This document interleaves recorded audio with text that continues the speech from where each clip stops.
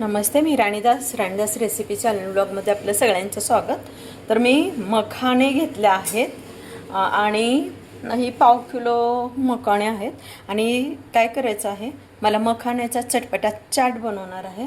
कारण ना गोड खाऊन फार कंटाळा आलेला आहे, तर मी आता मखाण्याचा चटपटा चाट बनवत आहे। तर हे मखाणे मी पूर्ण भाजून घेतलेले आहेत, एकदम अशी क्रंची। अजून थोडंसं ह्याला भाजून घेते, बिना तुपाचं भाजून घेतलेलं आहे मी। मखाणे मी साईडला काढून घेतलेले आहेत। आता आपण कढईमध्ये भाजून घेऊया भोपळ्याचं बी।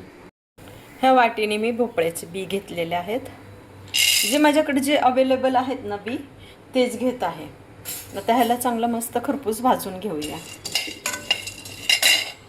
ज्या वाटीने मी भोपळ्याचं बी घेतलं आहे ना, त्याच वाटीने मी हे सूर्यफुलाचं बी घेत आहे। दोन्ही एकत्र भाजायचं आहे।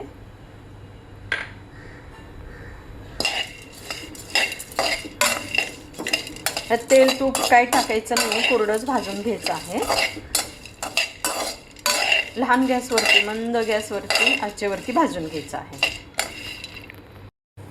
हे आपले बी आहेत ना, तर हे भाजून झालेले आहेत। तर ना मी ह्याच्यामध्ये ना 1 चमचा लोणी टाकत आहे।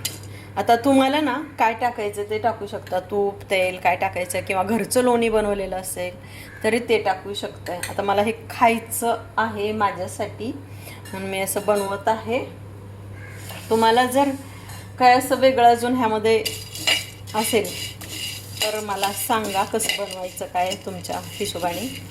तर मी अजून तुमच्या हिशोबाने पण बनवून हे करते। मला ना गोड नको, गोड पण बनवते मी, बघू गोडची पण एक मखाण्याची रेसिपी, कारण हे पौष्टिक आहे, हे सगळं हेल्दी आहे।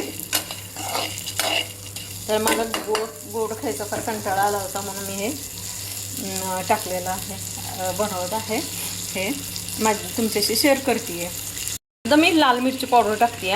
मी सांगितलं ना मला गोड नाही, जसं जरा चमचमीत खायचं तिखट, त्यासाठी ह्यामध्ये चवीपुरतं थोडंसं मीठ टाकते। चवीपुरतं मीठ टाकून घ्यायचं आहे आणि हे मिक्स करून घेऊया।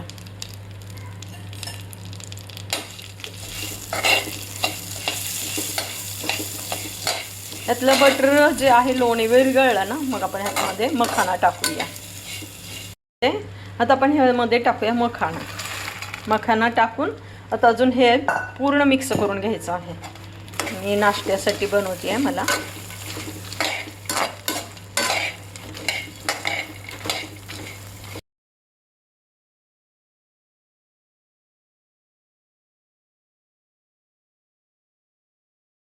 हा झाला आहे आपला मखाण्याचा पौष्टिक आणि हेल्दी नाश्ता तयार। हा व्हिडिओ आवडल्यास लाईक करा, शेअर करा, सबस्क्राईब करा। भेटू पुढच्या रेसिपीमध्ये, पुढच्या ब्लॉगमध्ये। धन्यवाद।